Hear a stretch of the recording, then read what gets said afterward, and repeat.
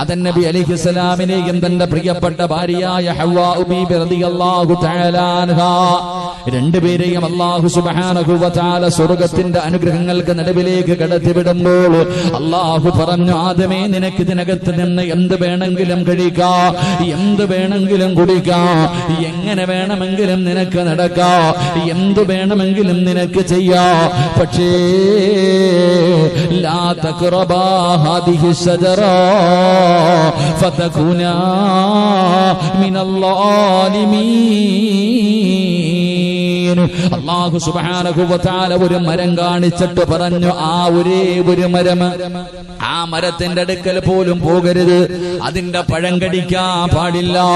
അല്ലാഹു ഒരു മരം കാണിച്ചിട്ട് പറഞ്ഞു, അതിലേക്ക് നീ പോകരുത്. എന്റെ പ്രിയമുള്ളവരെ, എനിക്കും നിങ്ങൾക്കും ചരിത്രമറിയാം. മഹാനായ ആദം നബി അലൈഹിസ്സലാമും തന്റെ പ്രിയപ്പെട്ട ഭാര്യയും പടച്ചവനെ അവസാനം അല്ലാഹുവിനോട് ചെയ്ത കരാറുണ്ടല്ലോ. അല്ലാഹു പോകരുതെന്ന് പറഞ്ഞു.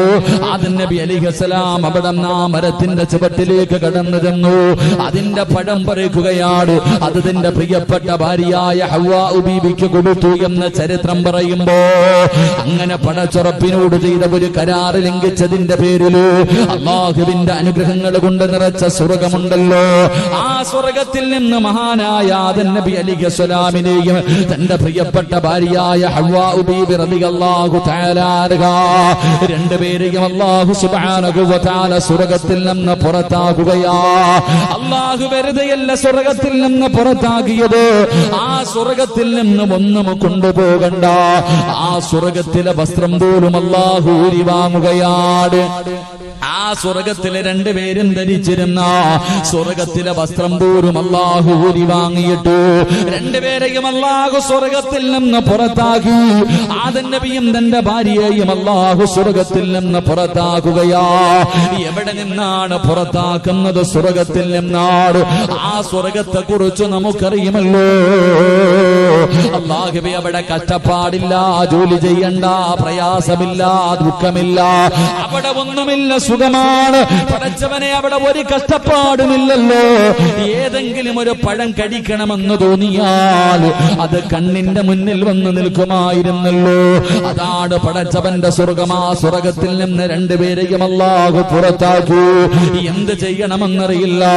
ആദം നബി വല്ലാത്ത പ്രയാസത്തിൽ നിൽക്കുമ്പോ അല്ലാഹു പറയുന്നു, ആദമേ, നീ ഭയപ്പെടണ്ട. എന്നെ ഇറക്കി വിടുമ്പോ അല്ലാഹു പറയുകയാണ്, നീ ഭയപ്പെടണ്ടാദമേ. എന്റെ പരിശുദ്ധമായ ഖുർആൻ ഇവിടുന്ന് പറയുകയാണ്, വൈമായതിയന്നകും മിന്നി ഹുദൻ ഫമൻ തബിയ ഹുദായ ഫലാ ഖൗഫുൻ അലൈഹിം വലാ ഹും യഹ്സനൂൻ. ആദം നബിയോട് പടച്ചറബ് പറയുകയാണ്, പടച്ചവനെ, നിന്റെ പരമ്പരകൾക്ക് ഞാനതാ നിർഭയത്വം തന്നിരിക്കുകയാ. ലവലാ ഖൗഫുൻ അലൈഹിം വലാ ഹും യഹ്സനൂൻ. ഭയപ്പെടണ്ട ആദമേ, നീ പേടിക്കണ്ട ആദമേ, നിനക്ക് ഞാൻ നിർഭയത്വം തന്നിരിക്കുകയാ. നിന്റെ ഉത്തരവാദിത്വം, നിന്റെ മക്കളുടെ ഉത്തരവാദിത്വം ഞാൻ ഏറ്റെടുത്തിരിക്കുകയാ എന്ന് പറഞ്ഞിട്ട് പടച്ചറബ് ആദം നബിയെ ഭൂമിയിലേക്ക് പറഞ്ഞു വിടുമ്പോൾ, എന്റെ പ്രിയമുള്ള സഹോദരാ, അല്ലാഹു നമുക്ക് നിർഭയത്വം തരാമെന്ന് പടച്ചറബ് പറഞ്ഞിട്ടുണ്ട്. പക്ഷേ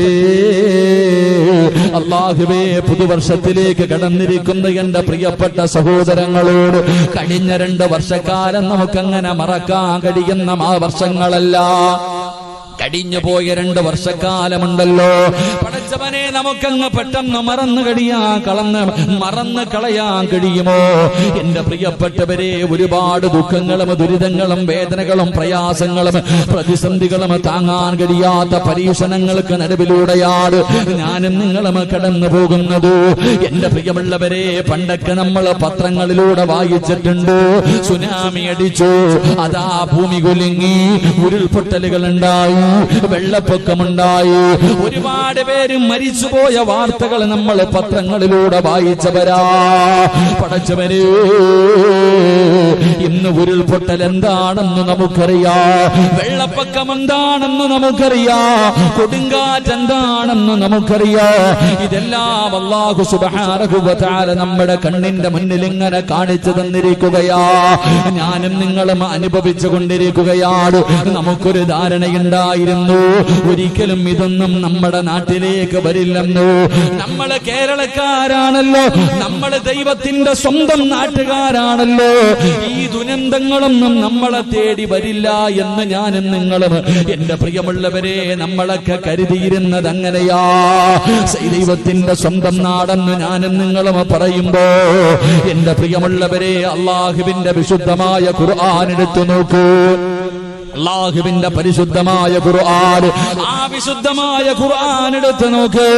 അല്ലാഹു ഒരു നാടിനെ കുറിച്ച് പറയുന്നുണ്ട്, ദൈവത്തിന്റെ സ്വന്തം നാടെന്ന് പറയാൻ കഴിയുന്ന, ദൈവത്തിന്റെ സ്വന്തം നാടെന്ന് പറയാൻ കഴിയുന്ന ഒരു നാടിനെ കുറിച്ച് അല്ലാഹുവിന്റെ ഖുർആൻ എവിടെന്ന് പറയുകയാ. ആ നാടിനെ കുറിച്ച് ഖുർആൻ പറയുന്നുണ്ട്. ആ ചരിത്രമൊന്ന് വായിച്ചു നോക്കണം സഹോദരാ. അല്ലാഹുവിന്റെ വിശുദ്ധമായ ഖുർആൻ പറയുകയാണ്, ലഖദ് കാന ലിസബബിൻ ഫീ മസ്കനിഹിം ആയാ ജന്നതാനി അനിൽ യമീനി വശിമാൽ ഖുലൂ മിൻ റിസ്ഖി റബ്ബികും വഷ്കുറൂ ലഹു ബൽദതൻ തയ്യിബാ. അല്ലാഹുവേ, ദൈവത്തിന്റെ സ്വന്തം നാടെന്ന് പറയാൻ കഴിയുന്ന ഒരു നാടിനെ കുറിച്ച് അല്ലാഹുവിന്റെ ഖുർആനാണ് പറയുന്നത്. ഏത് നാടെന്നറിയുമോ? അല്ലാഹു ആ നാടിന് ചെയ്ത അനുഗ്രഹം എന്തെന്നറിയുമോ? എന്റെ പ്രിയമുള്ള സഹോദരാ, ആ നാട്ടിലൂടെ ഒരു പെണ്ണങ്ങാട്, പടച്ചവരെ, പഴവർഗ്ഗങ്ങൾ മാത്രമുള്ള ഒരു തോട്ടത്തിലൂടെ ഒരു പെണ്ണ് തന്റെ തലയില് കുട്ട വെച്ചിട്ട് നടന്നു പോയാ അതാ പഴങ്ങൾ വീണിട്ട് ആ കുട്ട പോലും നിറയുമായിരുന്നു. പഴം പറക്കിയെടുക്കേണ്ട കാര്യമില്ല, മരത്തിൽ നിന്ന് പഴം തന്നെ വീണിട്ട് തന്റെ തലയിലിരിക്കുന്ന കുട്ട പോലും നിറഞ്ഞു പോകുന്ന ഒരു നാടുണ്ടായിരുന്നു. എന്റെ പ്രിയമുള്ളവരെ, അവിടെ എല്ലാവർക്കും ആരോഗ്യമാണ്, എല്ലാവർക്കും ആരോഗ്യമാണ്. പടച്ചവനെ, അവിടെ പകർച്ചവ്യാധികളില്ല, ആ നാട്ടിൽ ഒരു പകർച്ചവ്യാധിയുമില്ല. കാരണം എന്തെന്നറിയുമോ? അല്ലാഹുവിന്റെ റസൂല് പറയുകയാ, ലം യകൂന ഫീഹാ, അല്ലാഹുവിന്റെ റസൂൽ എവിടെന്ന് പറയുകയാണ്, ബഹൂദുൻ വലാ ദുബാബുൻ വലാ അഖറബുൻ. അല്ലാഹുവിന്റെ പ്രവാചകൻ പറഞ്ഞു, അവിടെ ഒരു പകർച്ചവ്യാധിയുമില്ല. കാരണം ഈച്ചയാ നാട്ടിലില്ല, കൊതുവാ നാട്ടിലില്ല, തേളാ നാട്ടിലില്ല, പാമ്പാ നാട്ടിലില്ല, ഉപദ്രവശാലികളായ ഒരൊറ്റ ജീവജാലങ്ങളും അവിടെയില്ല. അല്ലാഹുവേ, അവിടെ പനി പരത്താരോ അല്ലെങ്കിൽ എന്തെങ്കിലും വൈറസ് പരത്താരോ പരത്തുന്ന ഒരൊറ്റ ജീവിയും ആ നാട്ടിലില്ല. എല്ലാവരും ആരോഗ്യവാന്മാരാണ്. എന്തെങ്കിലും ഒരു രോഗം പിടിപെട്ട് കഴിഞ്ഞാൽ, ഏതെങ്കിലും പകർച്ചവ്യാധി വന്നു കഴിഞ്ഞാൽ അവിടത്തെ കാലാവസ്ഥ അതിന്റെ അണുക്കളെ നശിപ്പിച്ചു കളയുകയാ.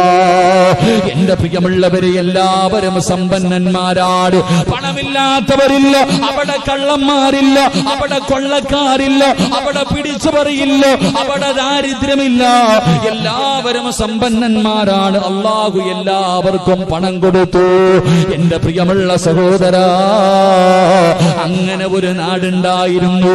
അല്ലാഹു ഒരുപാട് അനുഗ്രഹങ്ങൾ വാരിക്കോരി കൊടുത്ത നാടായിരുന്നു. പക്ഷേ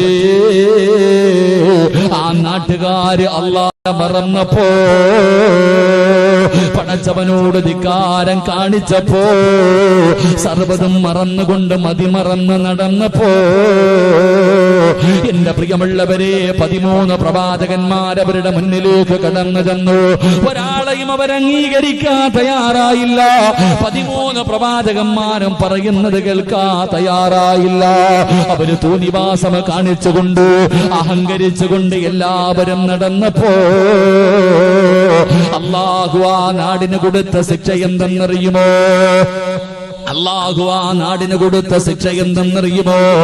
70 നദികളിൽ നിന്ന് ഒഴുകി വരുന്ന വെള്ളം ശേഖരിക്കുന്നതിന് വേണ്ടി ഒരു വലിയ അണക്കെട്ടവര് കെട്ടിയിരുന്നു. അതായിരുന്നു ആ നാടിന്റെ ഏറ്റവും വലിയ ഐശ്വര്യം. എന്റെ പ്രിയമുള്ളവര്, അല്ലാഹു സുബ്ഹാനഹു വ തആല ആ അണക്കെട്ടങ്ങ് പൊട്ടിക്കുകയാണ്. ആ നാട് മുഴുവനും നശിച്ചുപോയി. ഒരൊറ്റ വെള്ളത്തിൽ ഒരു ഡാം പൊട്ടിക്കടിഞ്ഞപ്പോ ആ നാട് മുഴുവനും നശിച്ചു പോയെന്ന് അല്ലാഹുവിന്റെ ഖുർആൻ പറയുമ്പോ, ഇന്നും ആ നാടുണ്ട് ചെറുപ്പക്കാരാ. ഇന്നാ നാടിന്റെ അവസ്ഥ എന്തെന്നറിയുമോ? കള്ളിമുള്ളു ചെടികളും അല്ലാഹുവേ കൈക്കുന്ന മരങ്ങളും അല്ലാഹുവേ ശവപ്പറമ്പ് പോലെ പടച്ച റബ്ബ് ഇന്നും ആ ഭൂമി, ഇന്നും ഈ ഭൂമിയിൽ ആ നാടിനെ അല്ലാഹു നിലനിർത്തിയിട്ടുണ്ട്. എന്റെ പ്രിയമുള്ളവരെ, അവർ അല്ലാഹുവിനെ മറന്നപ്പോൾ പടച്ച റബ്ബ് അവർക്ക് കൊടുത്ത ശിക്ഷ ഇതാണെന്ന് ഖുർആൻ എവിടെന്ന് പരിചയപ്പെടുത്തുമ്പോ, എന്റെ പ്രിയമുള്ള സഹോദരാ, അല്ലാഹുവിനോട് നന്ദികേട് കാണിക്കാൻ തുടങ്ങിയപ്പോൾ പടച്ചവനെ നമുക്ക് പടച്ച റബ്ബിന്റെ അദാബുകൾ ഇങ്ങനെ കടന്നു വരികയാണ്.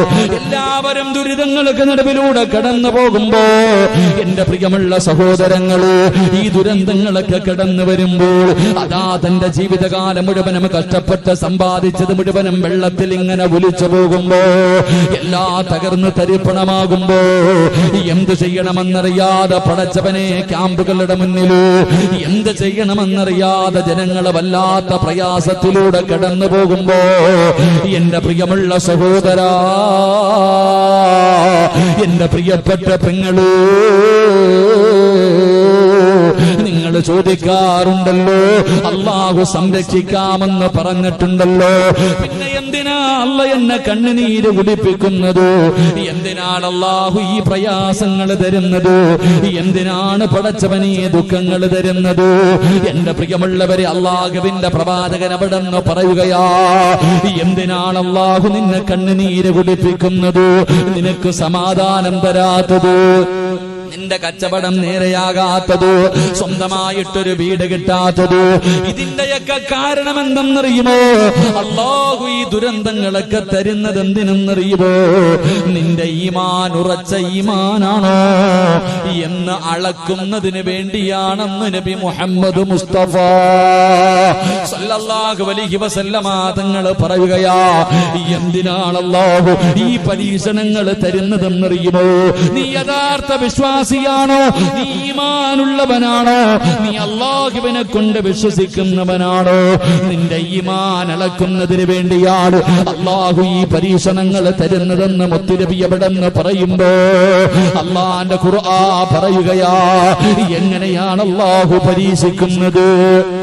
എങ്ങനെയാണ് അല്ലാഹു ഒരു മനുഷ്യന്റെ ഈമാൻ അളക്കുന്നത്?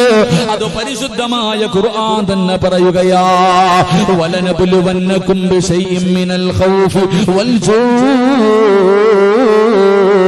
വനഖസിൻ മിനൽ അംവാലി വൽ അൻഫുസി വസ്സമറാത്ത്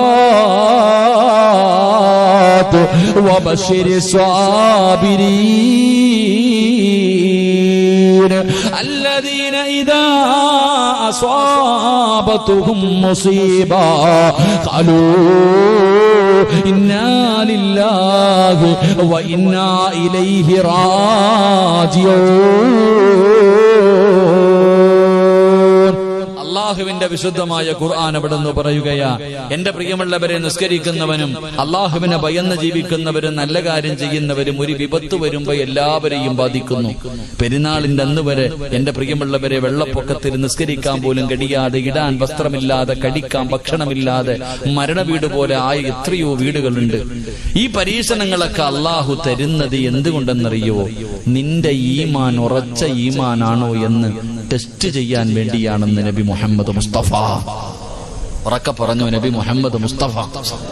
നമ്മളൊക്കെ പറയാറുണ്ട്, നമ്മളൊക്കെ മുസ്ലിമീങ്ങളാ, ഈമാൻ കാര്യം അള്ളാഹുവിനെ കൊണ്ട് വിശ്വസിക്കണം. ഞാൻ അള്ളാഹെ കൊണ്ട് വിശ്വസിച്ചിട്ടുണ്ട്, ഞാൻ മുസ്ലിമാണ്, സിറാജുദ്ദീൻ, ഞാൻ ദീൻ, അള്ളാന്റെ ദീനിന്റെ വിളക്ക് എന്റെ പേര്. എല്ലാരും മുസ്ലിമീങ്ങളാ. അപ്പൊ അല്ല ഇതൊക്കെ തരുന്നത് നീ മുസ്ലിമാണോ, യഥാർത്ഥ മുസ്ലിമാണോ, അതോ കപട വിശ്വാസിയാണോ? എടാ, നാവ് കൊണ്ട് അള്ളാനെ വിശ്വസിക്കുന്നവനാണോ, ഹൃദയം കൊണ്ട് വിശ്വസിക്കുന്നവനാണോ എന്ന് അളക്കാനാണെന്ന് നബിയനാ റസൂലുള്ളാഹി. തഴമ്പിലും താടിയിലൊന്നും ഒരു കാര്യമില്ലട്ടാ. ഞാൻ പറഞ്ഞത് തഴമ്പിലും താടിയിലൊന്നുമല്ല കാര്യം. ഒരു മനുഷ്യൻ യഥാർത്ഥ വിശ്വാസിയാണോ എന്ന് അള്ളാഹു ടെസ്റ്റ് ചെയ്യാനാ ഇതൊക്കെ റബ്ബ് നമുക്ക് തരുന്നത്. അള്ളാഹു പഠിക്കാൻ ഭാഗ്യം നൽകുമാറാകട്ടെ. അള്ളാഹു പഠിക്കാൻ ഭാഗ്യം നൽകി നിഗ്രഹിക്കുമാറാകട്ടെ. അല്ലാതെ അള്ളാഹിക്ക് നിന്നെ വെറുപ്പുള്ളത് കൊണ്ടൊന്നും അല്ലട്ടാ. അള്ളാഹിക്ക് നിന്നെ വെറുപ്പോ ദേഷ്യം ഒന്നും ഉള്ളത് കൊണ്ടല്ല.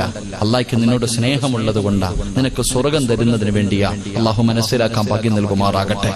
എന്റെ പ്രിയമുള്ള സഹോദരങ്ങളെ, നിങ്ങൾ ആലോചിച്ചു നോക്കിയ മനോഹരമായ നാട്.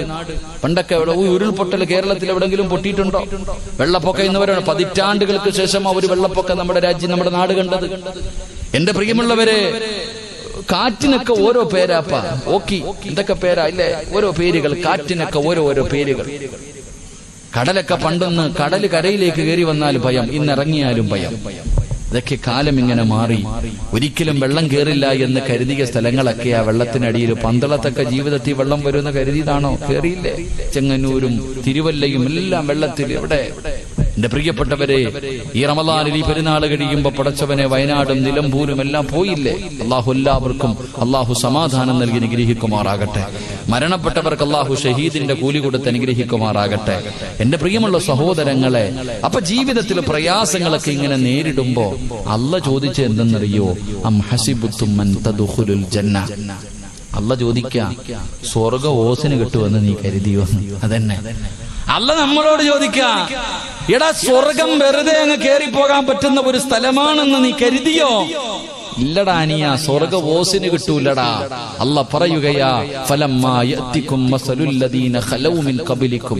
നിന്റെ മുൻഗാമികൾ അനുഭവിച്ചതുപോലെ നീയും അനുഭവിക്കാതെ അല്ലാഹുവിന്റെ സ്വർഗം നിനക്ക് ലഭിക്കില്ലെന്ന് അല്ലാഹുവിന്റെ വിശുദ്ധ ഖുർആൻ. അല്ലാഹു നമുക്ക് ഈമാൻ നൽകി അനുഗ്രഹിക്കുമാറാകട്ടെ. എന്റെ പ്രിയമുള്ള സഹോദരങ്ങളെ, നമ്മൾ ഇന്നത്തെ ഈ കാലഘട്ടവുമായി നമ്മളൊന്ന് ചിന്തിച്ചു നോക്ക്. ഇന്നത്തെ വിഷയം, നമ്മൾ ജീവിക്കുന്ന ഈ കാലഘട്ടവുമായി ഇന്നത്തെ ഈ വിഷയത്തെ നിങ്ങളൊന്ന് ചേർത്ത് വായിച്ചു നോക്ക്. എന്റെ പ്രിയമുള്ള സഹോദരങ്ങളെ, മഹാനായ നബി മുഹമ്മദ് മുസ്തഫ സല്ലല്ലാഹു അലൈഹി വസല്ലമ തങ്ങൾ അല്ലാഹുവിന്റെ പ്രവാചകനെ കുറിച്ച് മക്കക്കാർക്ക് പറയാനൊന്നേ ഉള്ളൂ. 40ാമത്തെ വയസ്സാകുന്നത് വരെ മുത്തുനബിയെ കുറിച്ച് അല്ലമീൻ, അല്ലാഹുവേ, ആരും എത്ര വലിയ മനുഷ്യനും പ്രവാചകനെ കണ്ടാൽ ബഹുമാനിക്കുകയാണ്. മുഹമ്മദിനെ കുറിച്ച് നല്ലതല്ലാതെ മക്കക്കാരൊന്നും പറയാറില്ല. ഏത് കാര്യത്തിനും മുഹമ്മദിന്റെ അഭിപ്രായം ചോദിക്കുമായിരുന്നു. എല്ലാവരും ബഹുമാനിച്ചിരുന്ന, ആദരിച്ചിരുന്ന, സത്യസന്ധനെന്ന് വിളിച്ചിരുന്ന മുത്തുനബി മുഹമ്മദ് മുസ്തഫ സല്ലല്ലാഹു അലൈഹി വസല്ലമ തങ്ങളോ ആ അല്ലാഹുവിന്റെ പ്രവാചകന് 40ാമത്തെ വയസ്സിൽ പടച്ചവനെ ഗാറസബുർ എന്ന് പറയുന്ന ഗുഹയ്ക്കകത്തിരിക്കുമ്പോ മുത്തുനബിയുടെ ചാരത്തേക്ക് കടന്നു വന്നു മുഖറബുൽ അംലാഖ് മലക്ക് ജിബ്രീൽ അലൈഹിസ്സലാം കടന്നു വന്നു. അല്ലാഹുവിന്റെ പ്രവാചകന്റെ മുന്നിലേക്ക് ജിബ്രീൽ എന്ന് പറയുന്ന മലക്ക് കടന്നു വന്നു. അല്ലാഹുവിന്റെ വിശുദ്ധമായ ഖുർആനിലെ 1ാമത്തെ ആയത്ത് ഓതി കൊടുക്കുകയാ. ഇഖ്റഅ ബിസ്മി റബ്ബിക്കൽ ലദീ ഖലഖ് ഖലഖൽ ഇൻസാന മിൻ അലഖ് ഇഖ്റഅ വറബ്ബുക്കൽ അക്റമുൽ ലദീ അല്ലമ ബിൽ ഖലം.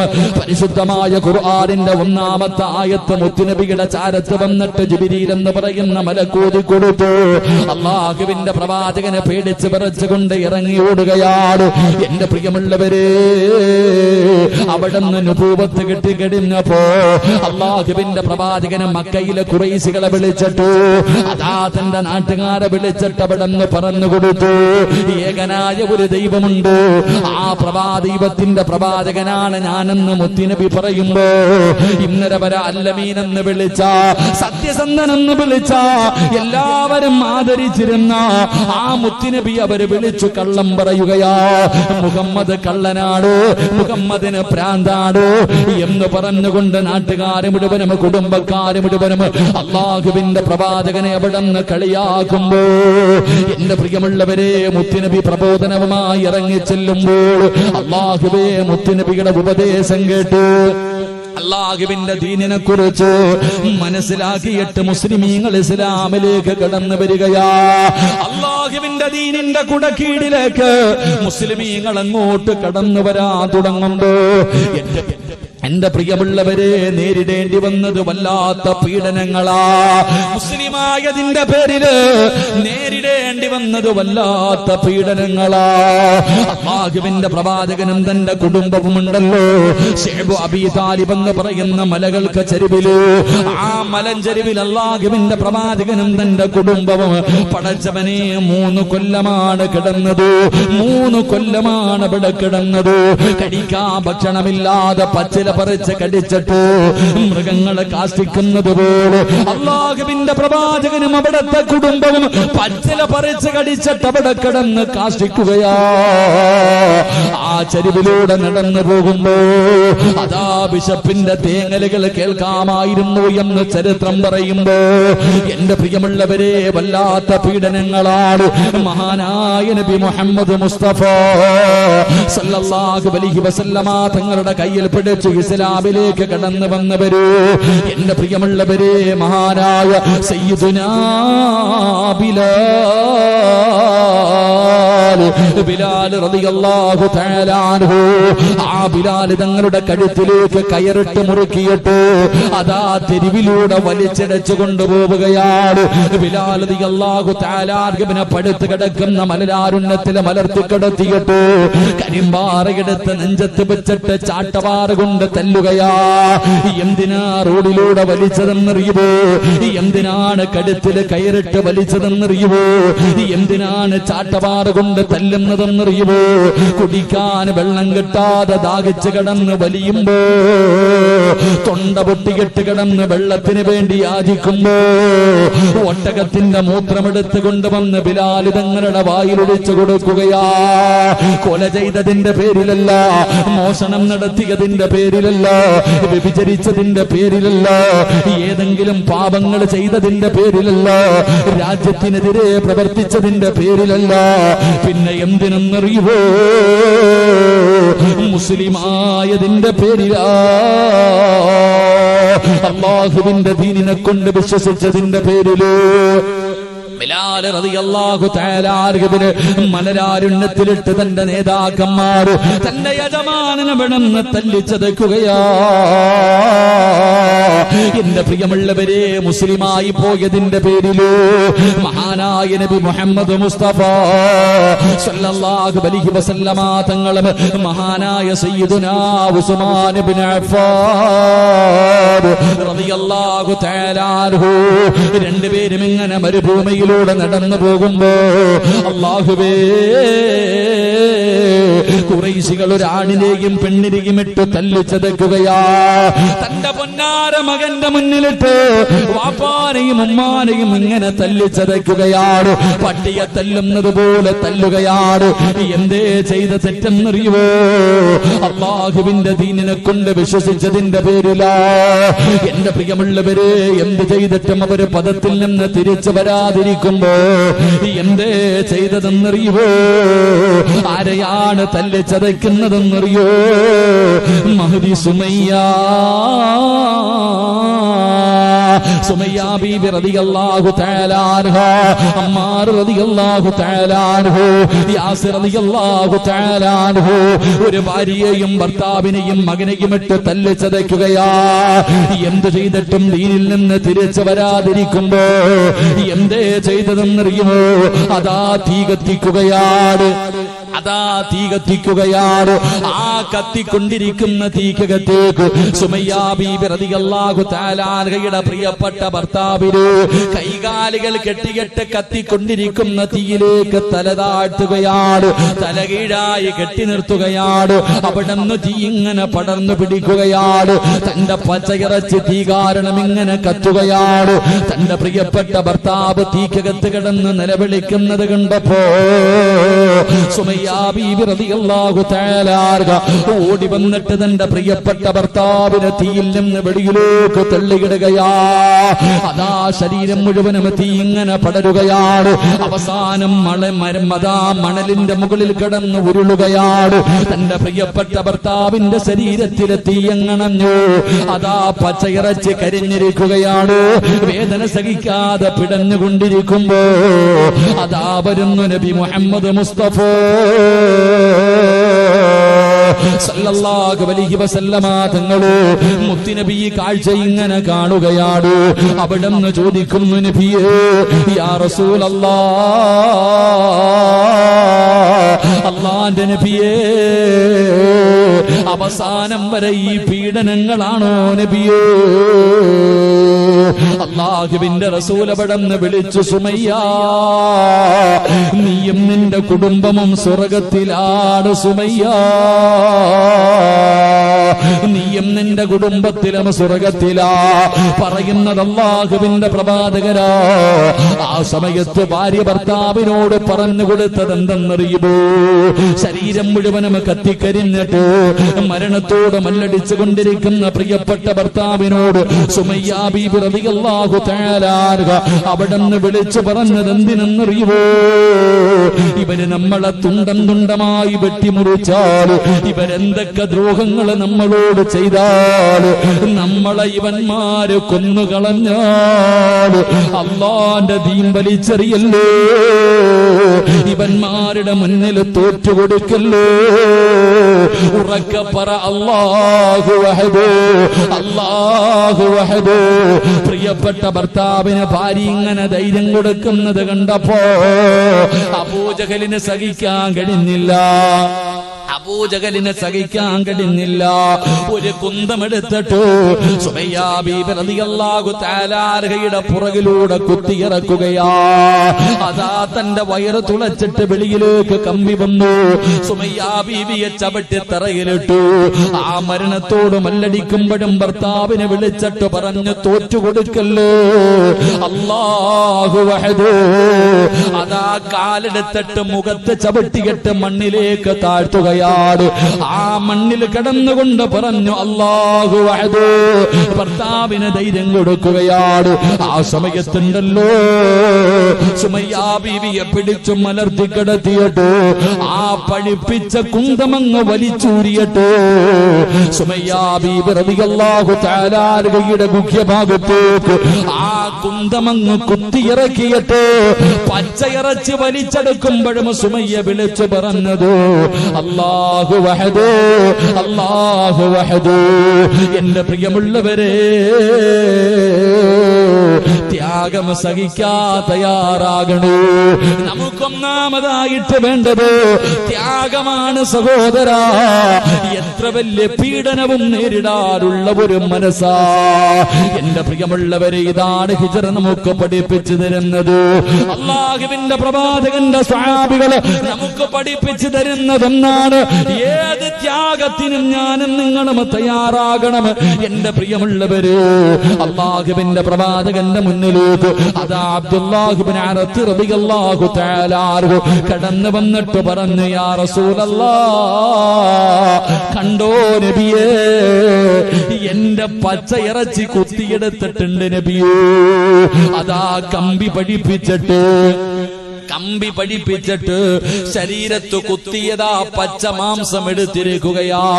വേദന സഹിക്കാൻ കഴിയാതെ മുത്തുനബിയുടെ ചാരത്ത് വന്ന് പറഞ്ഞപ്പോ അല്ലാഹുവിന്റെ പ്രവാചകൻ പറഞ്ഞത് എന്തെന്നറിയോ? നിന്റെ മുൻഗാമികളുടെ അവസ്ഥ എന്തെന്നറിയുമോ?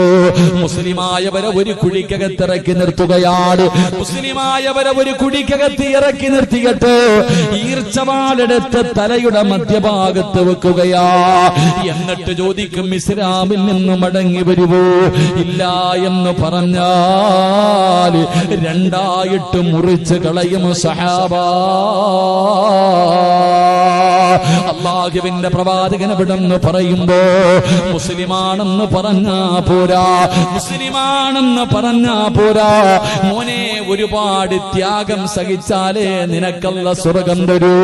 ഒരുപാട് ത്യാഗം സഹിച്ചാൽ പീഡനങ്ങൾ അനുഭവിക്കേണ്ടി വരും. ഇതൊന്നുമല്ല സഹോദര, ഇതൊന്നുമല്ല സഹോദര, ഇനി അനുഭവിക്കാൻ പോകുന്നതേ ഉള്ളൂ. എന്റെ പ്രിയപ്പെട്ടവരെ, നമുക്ക് യാതൊരു പേടിയുമില്ല. മുസ്ലിമിന് യാതൊരു പേടിയുമില്ല. അല്ലാഹുവേ, അതുകൊണ്ടാണല്ലോ ഒരു ചെറുപ്പക്കാരനെ പിടിച്ചു നിർത്തിയിട്ട് പറഞ്ഞു അവനോട് വിളിക്കാൻ, ജയ് ശ്രീരാമെന്ന് വിളിക്കട.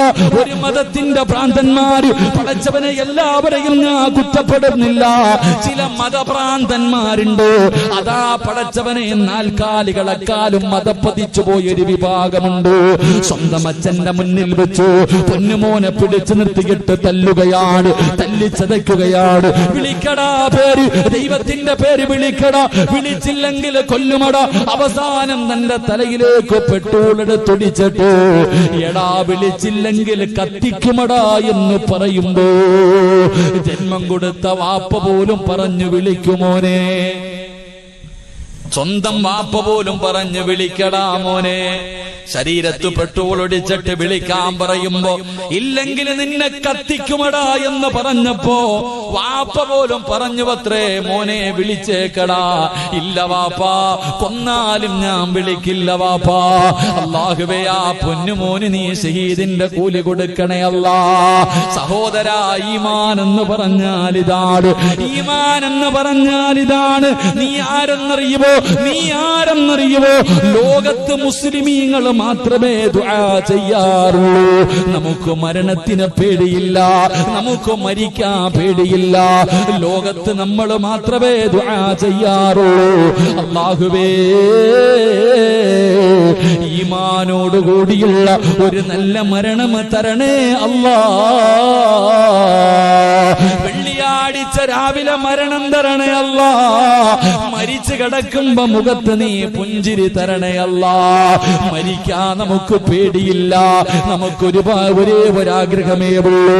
ഒരു യഥാർത്ഥ വിശ്വാസിക്ക് ഒരേ ഒരാഗ്രഹമേ ഉള്ളൂ. അവൻ അധികാരം കിട്ടണമെന്നോ, അവന് പണം കിട്ടണമെന്നോ, അവന് രാജ്യം മുഴുവനും ഭരിക്കണമെന്നോ ഒരു യഥാർത്ഥ വിശ്വാസിയുടെ അഭിലാഷം അതല്ല. അവൻ ഒരേ ഒരു അഭിലാഷമേ ഉള്ളൂ. ഏതാണ് അവന്റെ അഭിലാഷമെന്നറിയുമോ? മലക്കുൽ മൗത്ത് അസ്റായീൽ അലൈഹിസ്സലാം റൂഹ് പിടിച്ച് തൊണ്ടക്കൊടിയുടെ ഭാഗത്തേക്ക് കൊണ്ടുവരുമ്പോ ആ സമയത്ത് പറയണം ലാ ഇലാഹ ഇല്ലല്ലാഹ്.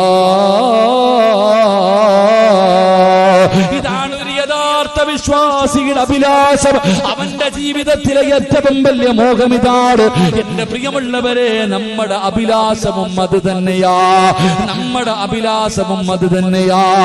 എവിടെ കിടന്ന് മരിച്ചാൽ, നടറോഡിൽ കിടന്ന് വെട്ടുകൊണ്ട് മരിച്ചാൽ ആ വെട്ടുന്നവന്റെ മുഖത്ത് നോക്കി ചിരിച്ചിട്ട് പറയണം ലാ ഇലാഹ ഇല്ലല്ലാഹ് എന്ന് പറഞ്ഞു മരിക്കാനാ ആഗ്രഹിക്കേണ്ടത്. അതിനു വേണ്ടിയാ പരിശ്രമിക്കേണ്ടത്. അല്ലാഹുവേ, നീ ഞങ്ങൾക്ക് ഈമാൻ നൽകണേ അല്ലാ. അല്ലാഹു നമുക്ക് ഈമാൻ നൽകി അനുഗ്രഹിക്കുമാറാകട്ടെ. എന്റെ പ്രിയമുള്ളവരെ, ഒരു വിശ്വാസിക്ക് വേണ്ട ഒന്നാമത്തെ കാര്യം ത്യാഗങ്ങൾ സഹിക്കാൻ തയ്യാറാകണമെന്ന് നബി മുഹമ്മദ് മുസ്തഫ. ഉറക്കെ പറ, നബി മുഹമ്മദ് മുസ്തഫ. ത്യാഗങ്ങൾ സഹിക്കാൻ മുസ്ലിമാണെങ്കിൽ നിന്റെ മുൻഗാമികളെ പിടിച്ചു നിർത്തിയിട്ട് തല്ലി ചതയ്ക്കുമായിരുന്നു, ജീവനോടെ കത്തിക്കും. ശരീരത്തിൽ നിന്നും മാംസങ്ങൾ ഇങ്ങനെ വെട്ടി വെട്ടി മുറിച്ചെടുക്കുമായിരുന്നു. എന്നിട്ടും അവർ രക്ഷപ്പെട്ടു, അവർ ഈമാനിൽ ഉറച്ചു നിന്നു. അതുപോലുള്ള ഒരു ഈമാൻ നമുക്കുണ്ടെങ്കിലേ നമുക്കും രക്ഷപ്പെടാൻ കഴിയൂ. അള്ളാഹു ഭാഗ്യം നൽകുമാറാകട്ടെ, അള്ളാഹു ഭാഗ്യം നൽകുമാറാകട്ടെ.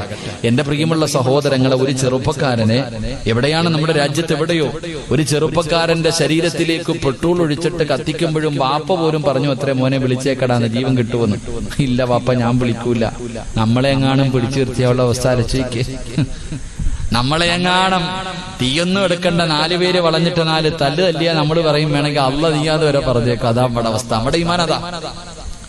എവിടെയെങ്കിലും പിടിച്ചു നിർത്തിയിട്ട് 4 തല്ല് അപ്പൊ പറ നീ തന്നെയാണ് അള്ളാന്ന് വരെ പറയാൻ നമ്മൾ തയ്യാറാ. കാരണം നമുക്ക് ജീവൻ വേണം. സഹോദര, ത്യാഗം സഹിച്ചാലേ നിനക്ക് സ്വർഗം കിട്ടൂ. അള്ളാഹു നമുക്ക് ഈമാൻ നൽകുമാറാകട്ടെ, അള്ളാഹു ഈമാൻ നൽകുമാറാകട്ടെ. ഞാനിത് പറഞ്ഞത് മാനസികമായിട്ട് തയ്യാറെടുക്കാൻ വേണ്ടിയാ. തുടങ്ങിയിട്ടേ ഉള്ളൂ, ഇതൊന്നും ഒരു തുടക്കല്ല, ഇതൊന്നും തുടക്കമല്ല. ഇനി വെടിക്കെട്ട് വരാൻ പോവാ. 4 ഭാഗത്ത് നിന്നും തല്ലാൻ പോവാ. റെഡി ആയിക്കോ കൊള്ളാൻ. അള്ളാഹു ഈമാൻ തരുമാറാകട്ടെ. അള്ളാഹു ഈമാൻ തരുമാറാകട്ടെ. വെറുതെ കടന്ന് അങ്ങോട്ടും ഇങ്ങോട്ടും ചാടിയിട്ടും ബഹളം വെച്ചിട്ടൊന്നും ഒരു കാര്യമില്ല. ഇനി റബ്ബിന്റെ സഹായം മാത്രമേ ഉള്ളൂ, വേറെ ഒന്നും നോക്കണ്ട. ഞാൻ പറയുന്നത് നിങ്ങൾക്ക് മനസ്സിലാവും തോന്നുന്നുണ്ട്. എന്റെ പ്രിയമുള്ള വയല് ലൈവായത് കൊണ്ട് ഇത്തിരി പരിധികൾ ഇട്ടല്ലേ പറയാൻ പറ്റൂ. ഉള്ള കാര്യം ഞാൻ പറയാ, നമുക്കിനി രക്ഷപ്പെടാൻ ഒറ്റ വഴിയേ ഉള്ളൂ, മുകളിലിരിക്കുന്നവന്റെ സഹായം. അതുകൊണ്ട് ഈമാൻ ഉറപ്പിക്ക്, അതല്ലാതെ വേറെ ഒരു വഴിയുമില്ല. അള്ളാഹു ഈമാൻ നമുക്ക് നൽകുമാറാകട്ടെ.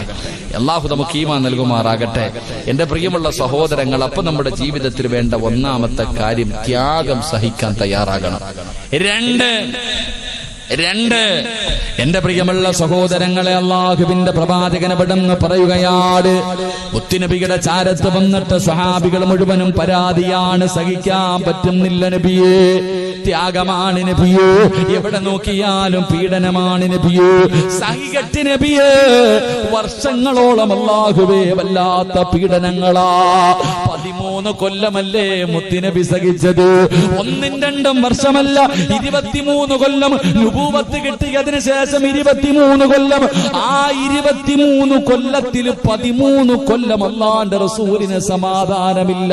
പീഡനങ്ങളുടെ കാലമായിരുന്നു. പട്ടിണി കിടക്കേണ്ടി വന്നു, ഇല പറിച്ച് തിന്നേണ്ടി വന്നു. അള്ളാഹുവിന്റെ പ്രവാചകന്റെ പല്ല് താഴെ വീണുപോയി. പടച്ചവരെ, ഒരുപാട് പീഡനങ്ങൾ.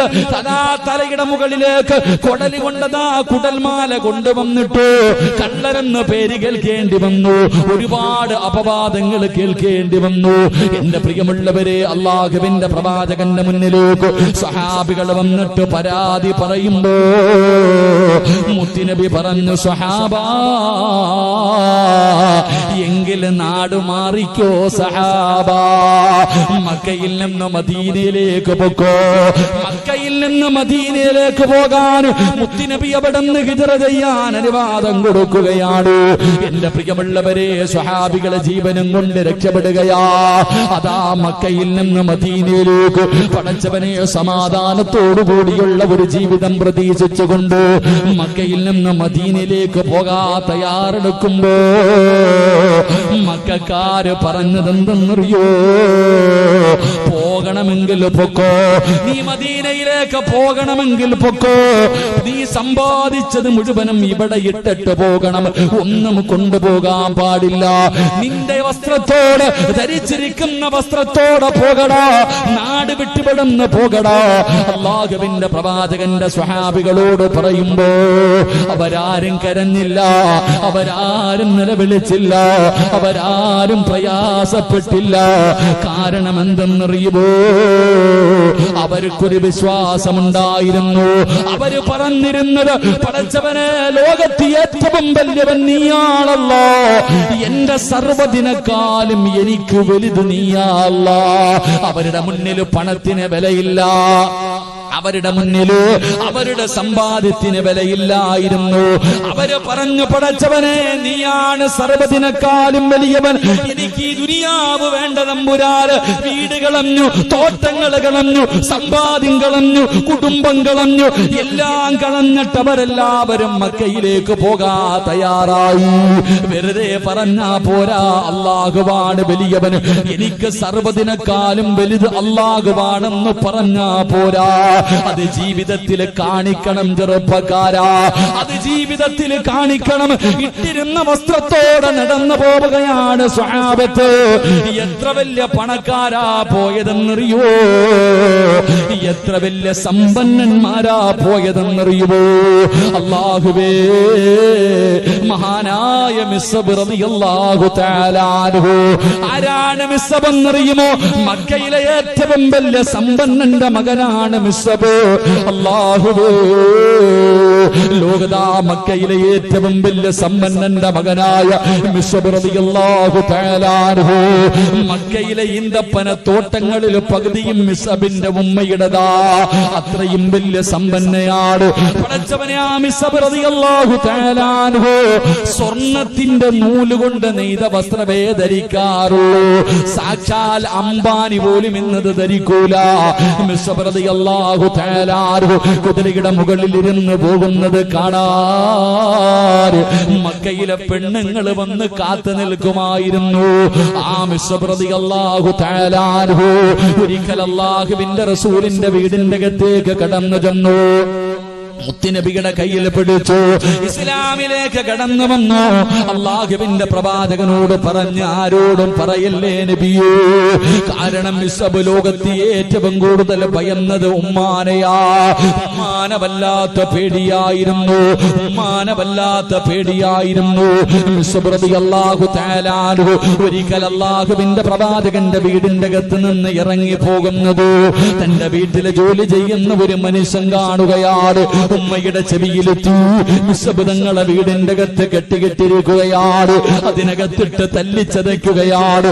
ഉമ്മയാണ് നേതൃത്വം കൊടുക്കുന്നത്. പുതിയ മതം കളഞ്ഞിട്ട് വരാൻ എന്ത് ചെയ്തിട്ടും മിസ്അബ് തിരിച്ചു വരുന്നില്ല.